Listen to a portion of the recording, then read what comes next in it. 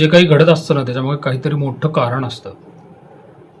अचानक लोकांचं वागणं बदलतं, आर्थिक ताण जाणवतो, नाती, करिअर आणि भविष्याबद्दल पण खोल विचार तुम्ही करत असताल.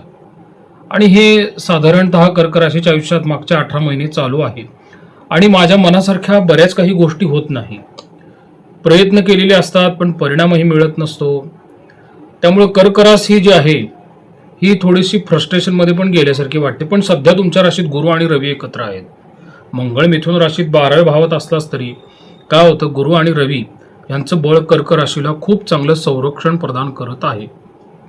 ठीक आहे, मंगळ काही गुप्त घडामोडी किंवा अनपेक्षित खर्च, मानसिक अस्वस्थता किंवा नात्यांमधील परीक्षेचे संकेत देतो आहे. म्हणूनच हा काळ फक्त भविष्य जाणून घेण्याचा नाहीये, तर नियती तुम्हाला कोणता इशारा देत आहे हे समजून घेण्याचा आहे. लक्षात घ्या, नोकरी असेल, पैसा असेल, कुटुंब असेल, आरोग्य असेल, विद्यार्थी असतील, या सर्व बाबतीत हा 12व्या भावातला मंगळ जरा एक वेगळीच कलाटणी देणार आहे. तुमच्या कामाकडे आता दुर्लक्ष होणार नाहीये, कारण की आपल्या राशीत रवी आणि गुरु एकत्र आहेत. तुमच्या व्यक्तिमत्वामध्ये एक वेगळाच प्रभाव निर्माण होत आहे आणि अनेक दिवसांपासून तुम्ही करत असलेल्या मेहनतीची दखल आता घेतलीही जाऊ शकते. पण एक गोष्ट लक्षात घ्या, मंगळ आपल्या राशीत 12व्या भावात असल्यामुळे सर्व लढाया समोरासमोर होणार नाहीत. काही विरोधक पडद्यामागून काम करतील आणि तुम्हाला कदाचित जाणवेल की तुमच्या कामावर जास्त लक्ष ठेवले जात आहे. तुमच्या प्रत्येक शब्दाचे विश्लेषण केले जात आहे हे तुम्हाला लक्षात येईल. आणि काही लोक तुमच्या चुकाही शोधण्याचा प्रयत्न करत आहेत आणि तुमच्या यशामुळे काहींना अस्वस्थता वाटू शकते. कामाच्या ठिकाणी काय होतं, मी कोणावर विश्वास ठेवावा असा प्रश्न तुमच्या मनात नक्कीच निर्माण होईल. आणि आपल्या राशीत रवी असल्यामुळे तुमचा आत्मविश्वास तर वाढणारच आहे, परंतु आत्मविश्वास आणि अहंकार यांच्यामध्ये फरक तुम्ही लक्षात घ्या. तुम्हाला वाटेल की माझे म्हणणे योग्य आहे आणि ते खरेही असू शकते ना, परंतु कसं आहे, वरिष्ठांना ते पटवून देण्याची पद्धत चुकीची असेल तर संघर्ष निर्माण होऊ शकतो. त्यामुळे हा काळ वरिष्ठांशी थेट भिडण्याचा नाहीये, तर हा काळ तुमची गुणवत्ता सिद्ध करण्याचा आहे. प्रमोशन असेल किंवा मानसन्मान असेल ना, तर गुरु राशीत असल्यामुळे अनेकांना काही गोष्टी अनुभवायला मिळतील, जसं की जबाबदारी वाढते, नवीन प्रोजेक्ट्स मिळतात, तुमच्या वरिष्ठांचा विश्वास पण मिळतो आणि तुमच्या मीटिंग्समध्ये तुमचं महत्त्वही वाढतं. आणि विद्यार्थ्यांमध्ये किंवा ग्राहकांमध्ये किंवा तुमच्या सहकार्यांमध्ये प्रतिष्ठाही वाढते. अचानक एखादी अशी संधी मिळू शकते ना ज्याची अपेक्षा तुम्ही केलेली नसेल. फक्त सहकार्यांपासून सावध राहा, कारण की 12व्या भावातला मंगळ काय करतो, ऑफिसच्या ठिकाणचं राजकारण वाढवतो. काही लोक तुम्हाला मागून दगा देतील बरं का, तुमच्या अनुपस्थित तुमची चर्चा करतील, त्यामुळे तुमच्या करिअरमध्ये, व्यवसायामध्ये थोडा परिणाम होऊ शकतो. वरिष्ठांसमोर तुमची एक वेगळी आणि चुकीची प्रतिमा तयार केली जाऊ शकते. तुमची कागदपत्रे, संदेश, अहवाल आणि अधिकृत संवाद जो असतो ना तो व्यवस्थित ठेवा. पुरावा ठेवणे यावेळी सर्वात मोठा चांगला उपाय असतो.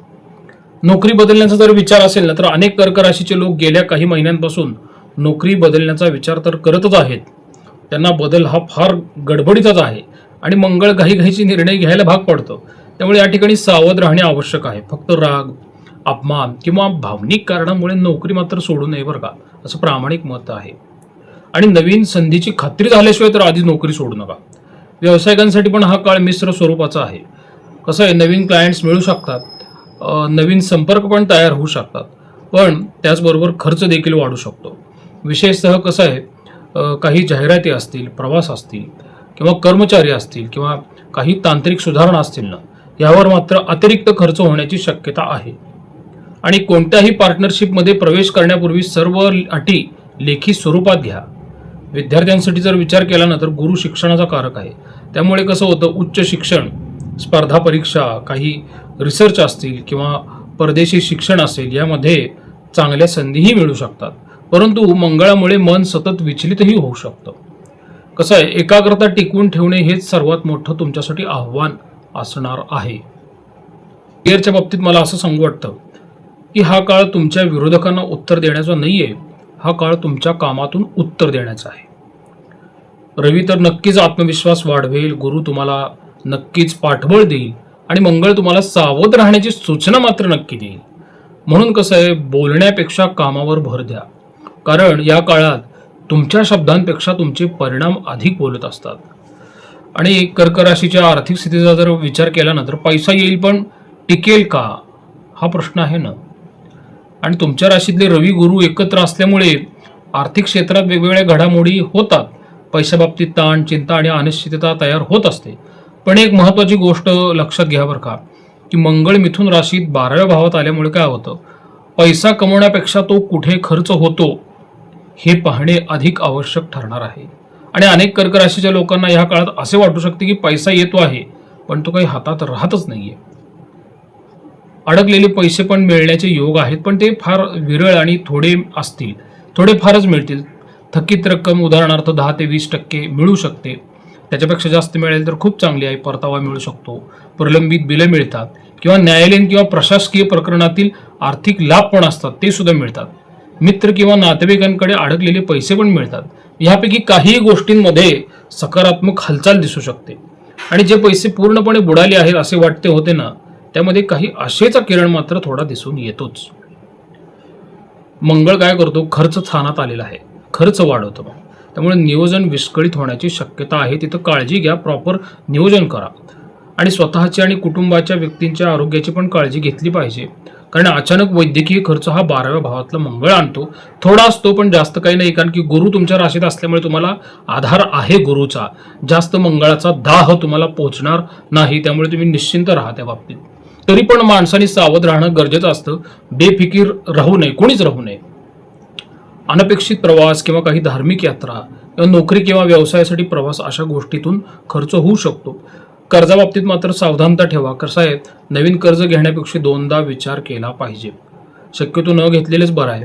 आणि भावनिक कारणांसाठी कर्ज घेणे, दुसऱ्याच्या शब्दावर हमीदार होणे किंवा मित्रांसाठी आर्थिक जबाबदारी घेणे, न विचार करता मोठी गुंतवणूक करणे किंवा काही लोक चांगल्या हेतूने मदत करतील पण पुढे ती मदत आर्थिक ओझे बनू शकते बरं का. त्यामुळे त्या गोष्टीपासून तुम्ही राम राहिलेलेच बरं असतं. आणि अफवांवरती आधारित गुंतवणूक टाळा. कोणतेही कागदपत्रे न वाचता स्वाक्षरी करू नका. मोठे आर्थिक निर्णय जे असतात ना, ते अनुभवी व्यक्तीच्या सल्ल्याने घ्या. कसं आहे, व्यावसायिकांसाठी आर्थिक काही संकेत आहेत. म्हणजे व्यवसाय करणाऱ्यांना नवीन क्लायंट्स मिळतात, नवीन मार्केट कुठंतरी सापडतं, नवीन करार पण करता येतात आणि जुने ग्राहक पण परत येतात. अशा संधी मिळू शकतात. परंतु कसं आहे, नफा दिसत असला तरी खर्च देखील वाढू शकतो. कॅश फ्लोवरती जरा लक्ष ठेवणं गरजेचं आहे. म्हणजे मुलांचे शिक्षण, घरातील शुभ कार्य असतात किंवा नातेवाईकांची मदत असते, ही खर्च तुम्हाला काही टाळता येणार नाहीत. ते आपले दैनंदिन जीवनाचा भागच असतात. एक आहे बरं का, गुरुचा तुमच्या धनावरती आशीर्वाद आहे. आपल्याच राशीत उच्च गुरु असल्यामुळे संरक्षण फार मोठं महत्वाचं आहे. संकट निर्माण होण्यापूर्वीच ती कुठेतरी आधीच विरघळलेलं असतं. हे आता कर्क राशीच्या बाबतीत घडेल.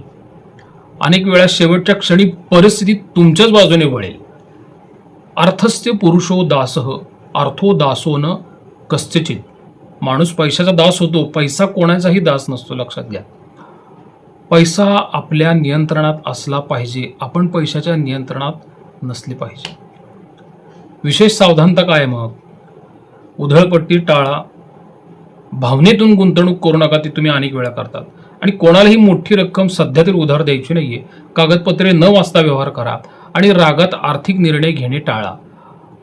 म्हणून मला आर्थिक बाबतीत असं सांगू वाटतं कर्क राशीला, की हा काळ काही फार काही आर्थिक नुकसानीचा तर अजिबात नाहीये. थोडंसं तुम्ही आर्थिक शिस्त मात्र लावून घेतली पाहिजे, कारण मंगळ हा थोडाफार खर्च वाढवतोच. संयम ठेवा. काय होईल, पुढील काळात मंगळ तुम्हाला अजून आर्थिकदृष्ट्या सक्षम बनवेल. आणि पैसा कमवणे महत्त्वाचे आहे, पण तो टिकवणेही त्याहून महत्त्वाचं असतं. आता कुटुंब असेल, नाती असतील, वैवाहिक जीवन असेल किंवा घरातले वातावरण असेल ना, ह्याच्यावरती जरा थोडंसं आपण प्रकाश टाकूया. काय होतं, सर्व काही घरात असतं पण मनातली गोष्ट कोणाला सांगणार ना तुम्ही.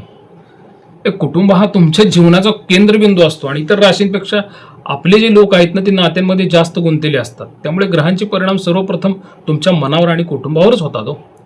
घरातील वातावरण तुमच्या मनावर जास्त परिणाम करणार आहे. आणि तुम्हाला असंही वाटू शकतो की मी सर्वांसाठी खूप आधीपासून करत आहे, पण अजूनही तुमच्या भावना कोणी समजून घेतलेल्या नाहीत. हा प्रश्न अनेक कर्क राशीच्या व्यक्तींच्या मनात निर्माण होतोच आणि होत आहे. त्यामुळे घरामध्ये वरवर सर्व काही ठीक दिसणार आहे, पण काही न बोललेले विषय पुन्हा समोर येतात आणि जुन्या गोष्टींची चर्चा होते. पूर्वींचे गैरसमज असतात, अपूर्ण राहिलेले निर्णय असतात, घरातील जबाबदाऱ्यांची काही वाटप असते आणि या कारणांमुळे वातावरण कधी कधी तणावपूर्ण होऊ शकते. विशेषतः तुम्ही प्रत्येक गोष्ट मनाला लावून घेत असला तर ताण वाढू शकतो.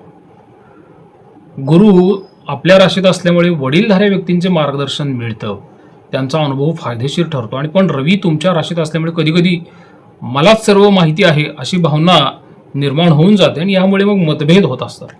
लक्षात घ्या, ज्येष्ठ व्यक्तीचा सल्ला नेहमी परिपूर्ण असेल असे नाही, पण त्यामागील अनुभव जो असतो ना याची मूल्य कुठं होऊ शकत नाही हो.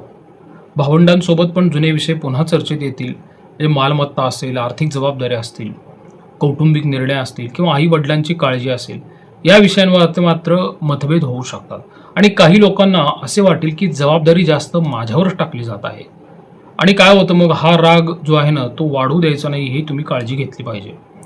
मंगळ 12व्या स्थानात असल्यामुळे अनेक समस्या प्रत्यक्ष नसून मानसिक असू शकतात आणि समोरची व्यक्ती काहीतरी वेगळे बोलते आहे हे पण जाणू शकतं आणि आपण त्याचा वेगळाच अर्थ काढू शकतो. मग काय होतं, यातून गैरसमज वाढतात. या काळात काही वाक्य मी तुम्हाला सांगतो बरं का, जे अनेकदा तुम्हाला ऐकायला मिळू शकतात. म्हणजे तुम्ही काही माझं ऐकत नाहीत, तुम्हाला माझी किंमतच नाही आहे, मी इतके करते किंवा मी इतका करतो तरी आपल्याला किंमत नाही. पण वास्तवात दोन्हीही बाजूंना एकमेकांबद्दल प्रेम असते. समस्या फक्त संवादाची आहे. हां, मुलांबाबतीत जर चिंता हा विषय असेल ना, तर थोडा विचार तुमच्या मनामध्ये घोटमळू शकतो बरं का. शिक्षण, करिअर किंवा आरोग्य किंवा त्यांची वागणूक या बाबतीत मात्र तुमची चिंता वाढू शकते. परंतु कसं आहे, गुरुचा प्रभाव असल्यामुळे शेवटी परिस्थिती नियंत्रणात येण्याची शक्यता जास्त आहे. आणि मुलांवरती जास्त दबाव मात्र टाकू नका तुम्ही. त्यांच्याशी संवाद वाढवा. घर बदलणे किंवा वास्तूसंबंधी काही निर्णय असतील ना, ते पण आत्ता घेण्याची गडबड करू नका. काय असतं, घर खरेदी, घर विक्री किंवा काही जणांना रिनोव्हेशन करायचं असतं, काही जणांना स्थलांतर करायचं असतं किंवा नवीन वास्तू विकत घ्यायची असतील, अशा विषयांवरती सध्या चर्चा करू शकता. पण वक्री शनी डिसेंबर महिन्यापर्यंत आहे, तोपर्यंत तरी काही मला असे व्यवस्थित योग्य वाटत नाही आहेत घर तुम्ही स्थलांतरित किंवा नवीन घेण्याचे. महत्त्वाची गोष्ट, आता पुढे जाऊया, मनात राग साठवून ठेवायचा नाही आहे, ही काळजी घ्या. कर्क राशीचे लोक तर भांडत नाहीत, पण मनामध्ये गोष्टी साठवून ठेवतात आणि त्यामुळे त्यांना मानसिक त्रास होतो आणि मग अचानक उद्रेक पण होतो. आणि जे बोलायचे आहे ते योग्य वेळी शांतपणे बोला. काय होतं, जुनी नाती पुन्हा जुळण्याची शक्यता पण इथं आहे. एक गुरुचा प्रभाव काही तुटलेल्या नात्यांना पुन्हा जोडू शकतो ना. काही जुने मित्र असतात, दूर गेलेले नातेवाईक असतात, काही पूर्वीचे मतभेद असतात, ह्यामध्ये सुधारणा पण होऊ शकते ना. कधी कधी एक फोन किंवा एक संदेश किंवा एक भेट वर्षानुवर्षाचे अंतर मिटवू शकते ना. अयम निजः परो वेती गणना लघु चेतस समा, हा आपला आणि तो परका असा विचार संकुचित मनाचे लोक करत असतात. त्यातून तुम्ही बाहेर पडणं गरजेचं आहे. तुम्ही तसे नाही आहेत, पण काळानुरूप काही ना काही गैरसमज झालेले आहेत आणि ते सोडवण्यासाठी हट्टीपणा करू नका तुम्ही. ज्यांना गोष्टी उकरून काढायला आवडतात ना, त्यांची नाती परत कधी जुळत नसतात. त्यामुळे वाद जिंकण्यापेक्षा नातं टिकवणं ह्याच्यावरती तुमचा भर असला पाहिजे. म्हणून मला कुटुंबाच्या बाबतीत असं सांगू वाटतं की तुमची खरी परीक्षा पैशाने किंवा करिअरने होणारच नाही आणि ती नव्हतीच. ती होणार आहे नाती जपण्याच्या तुमच्या कौशल्याने.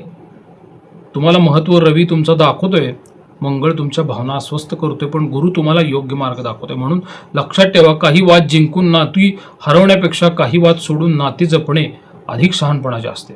रवी आणि गुरु यांचे आणि मंगळ भारात असल्यामुळे गैरसमज थोडे तयार करणारी ही युती आहे. जोडीदाराकडून अपेक्षा वाढतात, गैरसमज तयार होतात, छोट्या मोठ्या शंकांचं वादळ मनामध्ये काहूर माजवतं आणि मग तुम्ही काही ना काहीतरी गडबडीत निर्णय घेता. याचबरोबर तुम्ही जर प्रेमविवाह करू इच्छित असाल तर मला इथं अधोरेखित करून सांगू वाटतं की तुमच्या पालकांच्या संमतीशिवाय, विश्वासात घेतल्याशिवाय तुम्ही पुढे जाऊ नका. कारण की रवी आणि गुरु तुमच्या राशीमध्ये आहेत, ते तुम्हाला योग्य मार्ग दाखवतील आणि तुम्ही जर त्यांना डावललं तर पुढे जाऊन तुम्हाला त्रास होण्याची शक्यता आहे.